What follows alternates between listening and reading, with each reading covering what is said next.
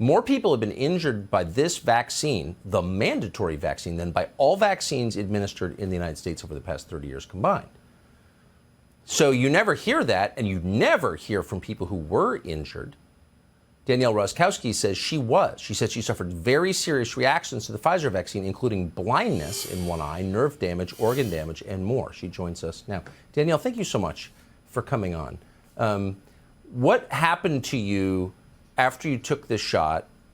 Why did you take the shot? Were you pushed into taking it? Did you take it voluntarily? And how did your doctors respond?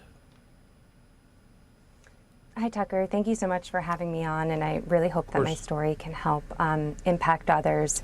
And to answer your questions, I was not forced to take the Pfizer vaccine. I elected to take the vaccine because I thought that it was safe and effective, and I believed our nation's leaders when they told us that. But unfortunately, as you know, safe and effective is not for everyone.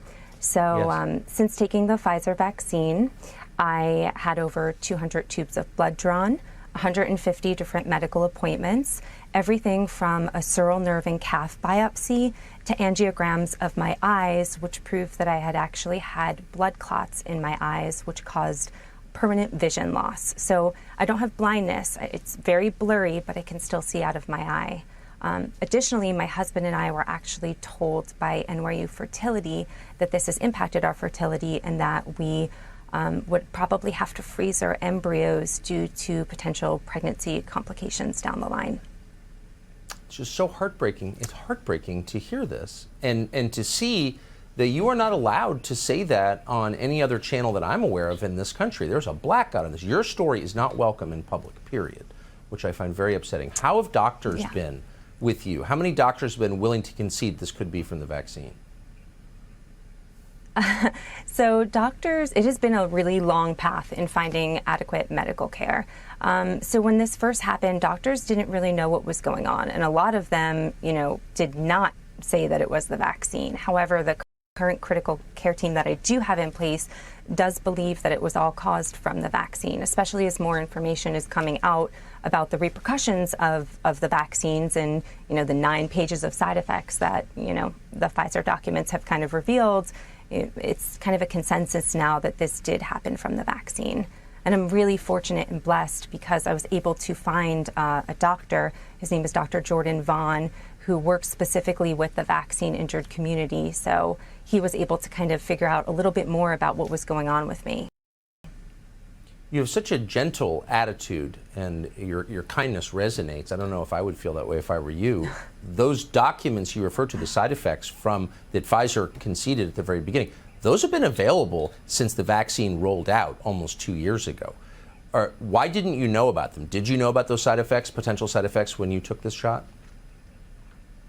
No, I didn't know about the side effects. So when I was, waiting to take the shot, I was pretty much probably like most Americans. I don't believe that I had informed consent because I didn't know. I took the shot February, so it was quite early on because I work with students. So and having a background in teaching, I wanted to get the shot as soon as I possibly could. Yeah. And thank you for telling me that I had that sort of gentle and kind, attitude about me. It wasn't always the case. I was really angry after all of these side effects started happening to me. Yeah. But I wanted to take that sort of anger and channel it. Yeah.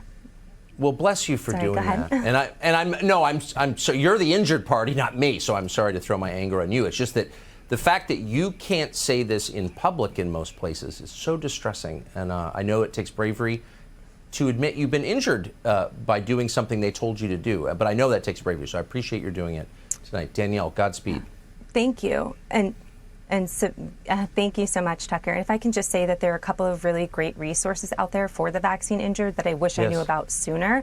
So the Frontline Critical COVID Care Alliance, that's run by Dr. Pierre Corey, and he works with the vaccine injured as well.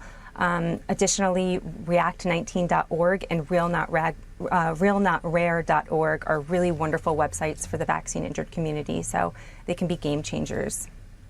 Thank you for telling us that. Danielle, good to see you. Yes, thank you. Thank you, Tucker.